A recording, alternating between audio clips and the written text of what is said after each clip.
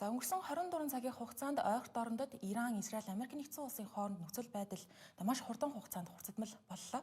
Тодорхойлох юм бол өчигдөр Иран болон Израиль болон Америк нэгдсэн улсын зүгээс Ираны эсрэг товтлогоо хийж эхэлсэн гэдгээ зарласан. Өнөө өглөөний байдлаар энэхүү товтлогооны улмаас Иран улсын шашны дээд өдөртөгч Айтолла Али Хаминей нас барсан болохыг өнөөдөр өнөө өглөө Техранаас албан ёсоор баталсан. Нөхцөл байдал ийм хурцдмал байгаа учраас олон улс орнууд иргэдээ татах, иргэдээ зөвлөгөө мэдээллүүдийг өгч байгаа. Тухайлбал манай Монгол улсын гадаад хэргийн яамны зүгээс Израиль, Иран улс болон ойролт орнуудын бүс нутагт оршин сууж байгаа иргэдтэй элчин сайдын яамдуудаар дамжуулан шаардлагатай зөвлөгөө мэдээлэл, дэмжлэг, туслалцааг үзүүлэн ажиллаж байгаа гэдгийг мэдээлсэн байна. Израиль улсад одоогийн байдлаар тус улсын иргэнтэй гэр бүл болсон, иргэншил авсан зэрэг 40 орчим Монгол иргэн байдаг бол Иран улсад оршин суугаа Монгол иргэн одоогоор байхгүй. Нөхцөл байдал яагаад ийм болсон, яг юу болсон байдлаар цаг хугацааны дараалалаар нь харъя. Бям гарагийн өглөө орон нутгийн цагаар 9 цаг 30 минутын орчимд Техран хотод дэлбэрэлт болсон талаар Ираны хэвлэлүүд мэдээлж ирсэн ба. Хотын Жомжори талбай, Харсан Абидын талбайн дээгүүр утаа суунаглаж байгаа дүрс бичлэгүүд сошиал орчинд гарч эхэлсэн. Мөн нийслэлийн ойролцоо Караж, төвийн Свахам, Кур, баруун хэсгийн Германшак зэрэг хотуудад дэлбэрэлт болсон тухай мэдээлэл мөн цацагдсан. Ираны зүгээс даруй хариу арга хэмжээ авч Израиль болон Америк нэгдсэн улсын цэргийн баазууд байрладаг Персийн булангийн дөрвөн улс болох Бахрейн, Кувейт, Катар, Арабын нэгдсэн Эмират руу пуужин эсгэгчгүй онгоц буюу дрон харавсан байна.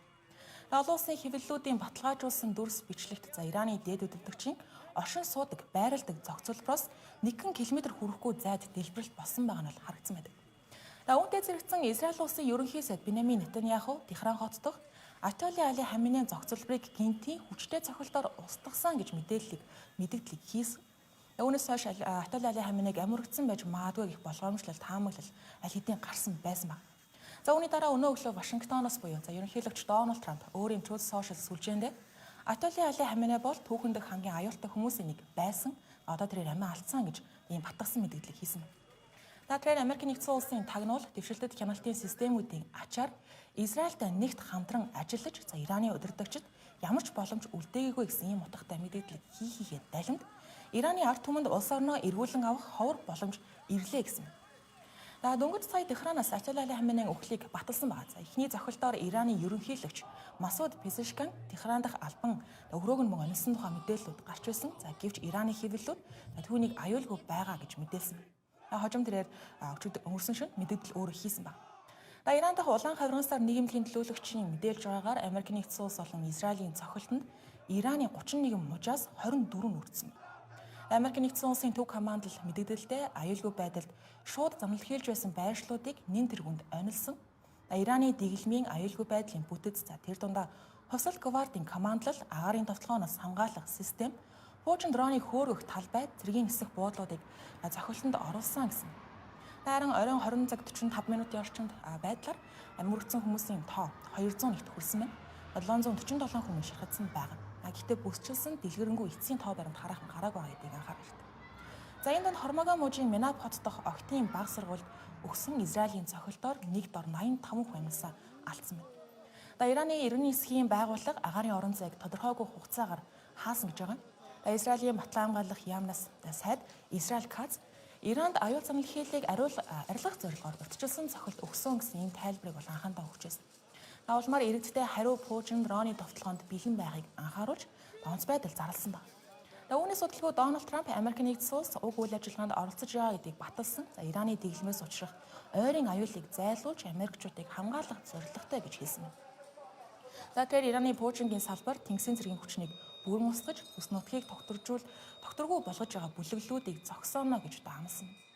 Мөн Ираныг цөмийн зэвсэгтэй болохыг ямар ч нөхцөлд зөвшөөрөхгүй гэсэн байр суурь мөн дахин батгаж хэлсэн байна. Дональд Трамп өмнө нь Ираны цөмийн хөтөлбөрийн талаар шинэ хэлэлцээрт хэрвээ хүрч чадахгүй бол цэргийн хариу арга хэмжээ. Гэхдээ урьд өмнө байгаагүй өргөн хэмжээний товтлогоог хийнэ гэдгийг аль хэдийн анхааруулж байсан. Нөхцөл байдал хэлэлцээр болон мөргөлдөөн хоёрын хооронд хаашиж эргэж болохоор маш эмзэг нөхцөл байдал өнгөрсөн 7 хоног тэр чигт өнгөрсөн байна. Иран цөмийн үйл ажиллагаа нь инхийн зориултаа зэвсэг бүтээх зорилгогүй гэж удаадараа мэдгцээр ирсэн одоо ч байр суурьнд хэвээр. Одоо асуудал дамжирч Дональд Трамп Ираны хүчнийг нь зэвсгээ хураавал өршөөгдөн эсбөгөөс үхлийн аюултай нүүр тулна гэж анхааруулга хүртэл хэлж байна. Намун энгийн иргэдийг гэртээ байж шашны удирдлагатай тогтолцоог түлхэн унгаахад бэлтгэхийг уриалсан байгаа. За энэ нь үе үеийн туршид тохиох цорын ганц боломж байж магадгүй гэж хүртэл тодорхойлж хэлсэн. Нөгөө талд Беньямин Нетаньяху буюу Израиль улсын ерөнхий сайд Америк нэгдсэн улстай хамтран Ираны дэглэмээс үүдэх оршин тогтнох аюулыг арилгах ажиллагаа явуулж байна гэдгийг хэлж байгаа. Намун Дональд Трампд хувийн талархал илэрхийлсэн байна. Тэрээр зохилтын үеэр хувьсгал говардын удирдлагууд болон цөмийн хөтөлбөрийн өндөр албан тушаалтнуудыг устгасан байна. Израилийн талаас Ираны батлан хамгаалах зөвлөлийн нарийн бичгийн дарга Али Шамханы, хувьсгал говардын командлагч Мохаммед Бакбур, батлан хамгаалахын сайд Азиз Насарзед зэрэг 7 өндөр албан тушаалтныг амиа алдсан гэж зарлав. Ираны гадаад хэргийн сайд Израиль Америк нэгдсэн улсыг ямар ч өдөөн хатгалаггүй хууль бус дайныг эхлүүллээ гэж буруутгаж байна. Хувьсгал говардын тухайд Израиль дахь хэд хэдэн байршил, мөн Катар дахь айлуудад Арабын нэгдсэн Эмират улс дахь айл Дафра, Бахрейн дахь Америк нэгдсэн улсын 5 дугаар флотын төв, Кувейт дахь Аль Салем, Йордан дахь Мувафак, Салти бааз зэрэг Америк нэгдсэн улсын томоохон цэргийн объектуудыг онолсон байна. Америк нэгдсэн улсын дэмжлэгийн хөлөг онгоц Катар дахь радарын системд тохирол учруулсан байна. Арабын нэгдсэн Эмират улсын зүгээс Пуужингийн хадлагыг няцааж чадсан боловч Абу Дабид унсан хитрхийн улмаас Пакистаны нэг иргэн амиа алдсан. Дубайн Палм хороололд 4 хүн шархагдсан байна. Дубайн олон улсын нисэх буудлын нэг хэсэгт гэмтэл гарсан 4 ажилтан шархагдсан. Гэхдээ ихэнх зорчигчдыг урьдчилан нүүлгэн шилжүүлсэн байсан юм. Кувейтийн тухайд Аль Салем бааз онлогдох үеэр 3 цэрэг шархагдсан байна. Кувейтийн олон улсын нисэх буудалд дрон унаж бага хэмжээний хохирол учирсан байна. Бахрейний тухайд орон сууцны 3 барилга, Манама болон Мухарак хотод гэмтэл гарсан байна. Америк нэгдсэн улсын 5 дугаар флотын үйлчилгээний төв Пуужингийн тавталгаанд мөн өртсөн. Катарын нийслэл доохад дэлбэрэлтийн чимээ сонсогдсон байгаа. За хэд хэдэн давлгааны Пуужинг агаараас устгасан байна. Аюулгүй байдлын эрсдлээс шалтгаалan томоохон авиакомпаниуд ойролт орнд руу чиглэсэн олон зуун нислэгүүдэд цуцалж чиглэлээ өөрчилж байгаа. Нисхийн мэдээллийн Seacom компани мэдээлж байгаагаар бим гарагт бүс нутагт буухаар төлөвлөж байсан 4218 нислэгээс 966 туслагдсан байна. Өчигдрийн тухайд 4329 нислэгээс 716 туслагдсан байна. Их Британи тэргүүтээ олон улсууд гадаад хэргийн яамдууд нь Йордан, Сир, Ливан, Ирак, Йемен, Турк, Сауди Араб, Оман улс руу зорчих иргэдтэй өндөр сонир сэрэмжтэй байж орон нутгийн эрх баригчдын зааврыг дагаж мөрдөн шаардлагатай бол хородох байранд орохыг зөвлөж байгаа юм.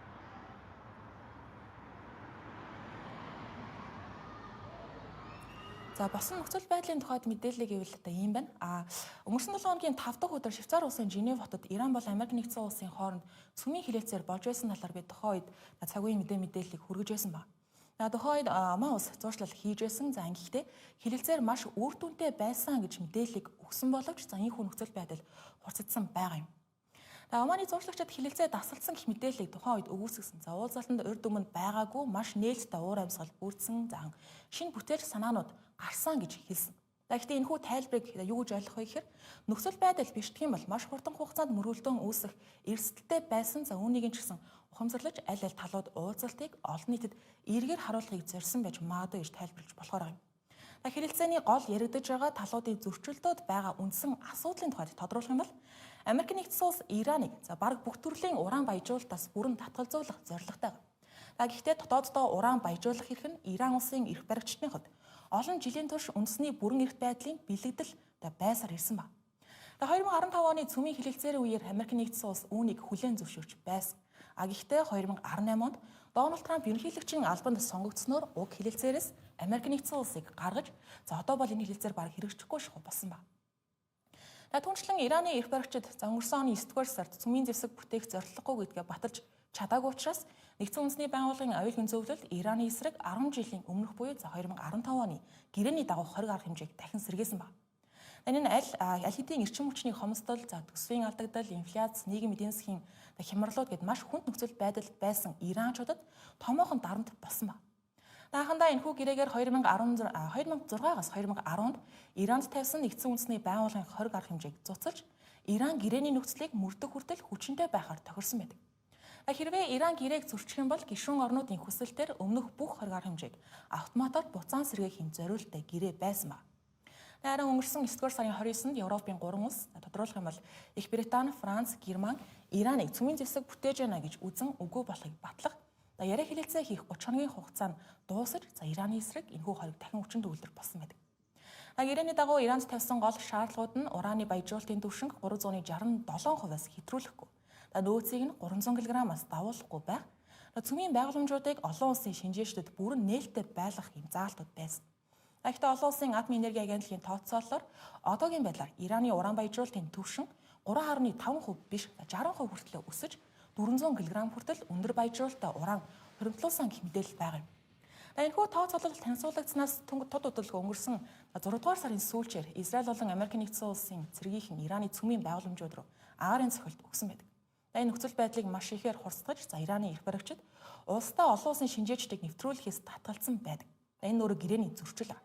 Дахин хэрэгжиж эхэлсэн хоргийн тухайд Ираны төрийн байгууллага, компани хүмүүсийн хөрөнгийг зарцааж олон улсын санхүүгийн зах зээл нэвтрэх боломжийг хааж, зарим албан тушаалтнуудыг гадаадд зорчих эрхийг нь хориглосон байдаг. Иймэрхүү нөхцөл байдал үүсгэхэд олон улсын далайн тээврийн шугам арилжааны усан онгоцууд ихээхэн хохирол учруулдаг. Тухайлбал 1980-ад онд Иран Иракийн дайны үеэр хоёр тал худалдааны хөлөг онгоцуудыг онилж тухайн үед түүхэнд танкерын дайн хэмээн нэрлэгдэн үлдсэн байдаг.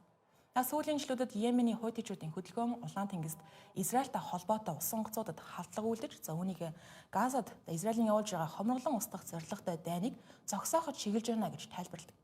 Сая дурдсанчлан өнгөрсөн оны 6 дугаар сард Израиль Ираныг бөмбөгдсөний дараагаар Ираны хууль тогтоогчид нөхцөл байдал даймжрах юм бол Персийн буланг энэтхэгийн далайтай холбдог стратегийн маш чухал гарцуулах Хормузын хоолойг хаах боломжтой гэж үүнийг үүсэхгүй гэж хэлж байсан. Одоогийн байдлаар нөхцөл байдал цааш яаж ирэх нь тодорхойгүй, Хормузын хоолойн аюулгүй байдал бол алдагдаж байгаа нь гарцаагүй. Америк нэгдсэн улсын засгийн газрын зүгээс Хормузын хоолойг дэлхийн хамгийн чухал нефтийн цэгээ гэж тодорхойлдог. Учир нь энэхүү хоолой нь эрчим хүч үйлдвэрлэдэг бүс нутаг руу нэвтрэх далайн гол гарц нэг юм. 1-р сарын сүүлчээр Ираны хувьсгалт гвардийн зүгээс энэ хоолойд Тэнгисийн цэргийн сургуультыг хийхдээ зэрэгцэн Америк нэгдсэн улсаас Иранд хандан эрсдэлтэй алхам хийхгүй байхыг анхааруулж байсан. Үүнээс хойш Америк нэгдсэн улсын Тэнгисийн цэргийн хүчин Ираны ойролцоо илт нэмэгдэж эхэлсэн. Үүнийг нь цагаан ордоос баталсан байдаг. Гэхдээ үүнтэй зэрэгцээ талууд хэрэлцээр хийж болно гэдэгт нээлттэй байсны улмаас Швейцар улсад Женев хотод талуудын хооронд цөмийн хөтөлбөрийн асуудлаар хэлэлцээр үргэлжилж байсан боловч ийхүү хэлэлцээр амжилтгүй бодит үр дүнгүй өнгөрсний учраас нөхцөл байдал ийхүү хүндэрсэн гэж хэлж болохоор юм. Бид та бүхэнд үргэлжлүүлэн цаг үеийн мэдээллийг тухайн үе бүрт хүргэж явах болно.